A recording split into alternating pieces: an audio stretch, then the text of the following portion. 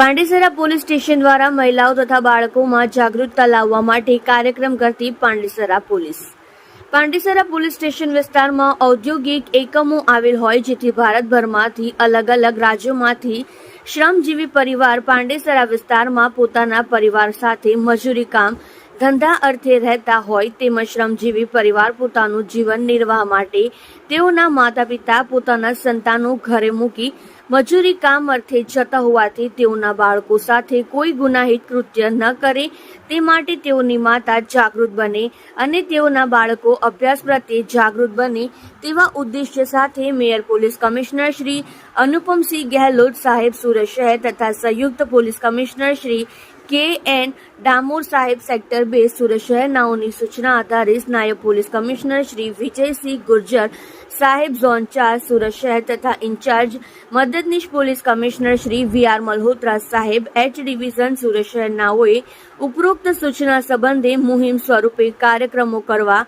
માર્ગદર્શન આપેલ હોય, જે માર્ગદર્શન હેઠળ આજ રોજ તારીખ 24/5/2024 ના રોજ નાયબ પોલીસ કમિશનર વિજયસિંહ ગુર્જર સાહેબ શ્રી ઝોન 4 સુરત શહેરનાઓની અધ્યક્ષતામાં પાંડેસરા પોલીસ સ્ટેશનના પોલીસ ઇન્સ્પેક્ટર NK કામળિયા સાહેબ શ્રી નાઓએ પાંડેસરા પોલીસ સ્ટેશન વિસ્તારના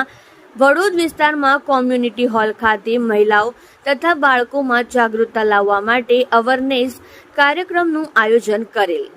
જે કાર્યક્રમમાં આવેલ આશરે 300 જેટલી મહિલાઓને પોતે મજૂરી કામ પર જતી વખતે પોતાના બાળકોને ઘરે એકલા મૂકીને જતા હોય, જેથી બાળકોને અજાણી વ્યક્તિ સાથે વાતચીત ના કરવી તેમજ સ્કૂલ પર જતી વખતે અજાણી વ્યક્તિ ચોકલેટ આપવાના બહાને લાલચ આપી પોતાની સાથે આવવા જણાવે તો તેવી વ્યક્તિ સાથે જવું નહીં અને પોતાના બાળકોની સંભાળ માટે ખોલવામાં આવેલ ડે કેર અથવા આંગણવાડીમાં મૂકી આવવા તેમજ અભ્યાસ કરતા બાળકોને સ્કૂલમાં જાય તે માટે પ્રોત્સાહિત કરવા તેમજ ગુજરાત સરકારના હેલ્પલાઇન નંબર 100 પોલીસ મદદ 181 મહિલા હેલ્પલાઇન નંબર તથા 1098 બાળકો માટે હેલ્પલાઇન નંબરથી માહિતગાર કરી મદદ કરવા માર્ગદર્શન આપવામાં આવ્યું. સાથોસાથ આશરે 200 જેટલા બાળકોને તેઓના શરીરે અજાણી વ્યક્તિ દ્વારા ટચ કરવામાં આવે ત્યારે તે ગુડ ટચ કે બેડ ટચ છે, જે બાબતે વિગતે જણાવી સમજાવી આશરે 300 મહિલાઓ તથા 200 બાળકોને જાગૃત કરવામાં આવ્યા. તમે જોઈ રહ્યા છો KP ન્યૂઝ ચેનલ રાહિલ શેખની સાથે.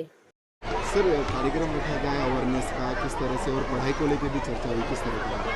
वडोद आवास जो है पांडेसरा पुलिस स्टेशन का, ये क्राइम के हिसाब से यहाँ पे काफ़ी ज़्यादा क्राइम होते हैं और महिलाओं बच्चों से संबंधित अपराध बहुत ज़्यादा हैं, शरीर संबंधित अपराध मारपीट झगड़ा ये सब बहुत ज़्यादा है और ज़्यादातर यहाँ पे पर प्रांतीय लोग रहते हैं, तो बाहर के अपराधी जो हैं वो यहाँ के इनके पास स्टे करते हैं, तो इनका इंटेंशन ना होते हुए भी ये उसमें दोषी बन जाते हैं. तो इसलिए एक अवेयरनेस का प्रोग्राम था, ज़्यादातर महिलाएं बच्चों को यहाँ पे रखा गया था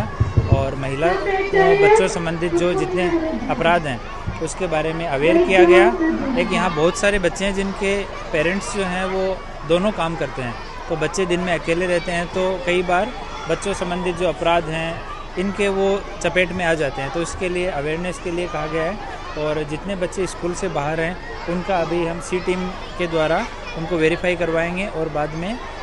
उनको स्कूल में एडमिशन कराने का प्रयास करेंगे. एक अपना पांडेसरा में डे केयर सेंटर चल रहा है पांडेसरा GIDC की मदद से, तो वहाँ 4 साल से 6 साल के बच्चे जो हैं उनको वहाँ पूरे दिन देखभाल भी की जाती है, पढ़ाया भी जाता है, गेम्स और वहाँ पे अच्छी एक्टिविटी होती हैं, पिक एंड ड्रॉप की सुविधा भी है, तो उसके लिए भी अवेयर किया गया है कि इस एज ग्रुप के बच्चे हैं तो उनको दिन में वहाँ भेजा जा सकता है. तो महिलाओं ने काफ़ी पॉजिटिव रिस्पॉन्स दिया है, तो इस पर अभी धीरे धीरे ये काफ़ी टाइम तक काम करना पड़ेगा इस पर, तो धीरे धीरे हम लोग काम करेंगे. पांडेसरा पुलिस स्टेशन की C टीम इसमें काफ़ी अच्छा काम कर रही है, तो हमारा प्रयास है कि कोई बच्चा स्कूल से बाहर नहीं रहे और अपराधों की बच्चों संबंधित अपराध सेक्सुअल ऑफेंसेज हैं इनकी चपेट में नहीं आए और कोई आपराधिक तत्व यहाँ आके यहाँ ये मिक्स बस्ती है, अलग अलग जगह के लोग रहते हैं, इसका यूज़ करके यहाँ आपराधिक गतिविधियों को अंजाम नहीं दे. तो इसके लिए महिलाओं ने आश्वासन दिया, उनका रिस्पांस काफ़ी अच्छा है, तो यहाँ रेगुलर हम उनसे मिलते रहेंगे और ये कार्यक्रम चालू रहेगा. कितने बच्चे होते हैं, कितने बच्चे स्कूल जाते हैं? एक बार हमें पूरा डाटा लेना पड़ेगा. सबसे तो हमारी C टीम को इस काम के लिए लगाया है, तो महिलाओं से बात करके वो डाटा कलेक्ट करेंगे. उसके बाद में जितने बच्चे स्कूल ड्रॉप आउट हैं तो यहाँ SMC कमिश्नर मैम से मेयर साहब से बात करके यहाँ लोकल कलेक्टर सर से, सीपी सर से, इन सब से बात करके और बाद में इनको जहाँ जहाँ भी एडमिशन अकोमोडेट उनका किया जा सकता है उसके लिए हम लोग प्रयास करेंगे।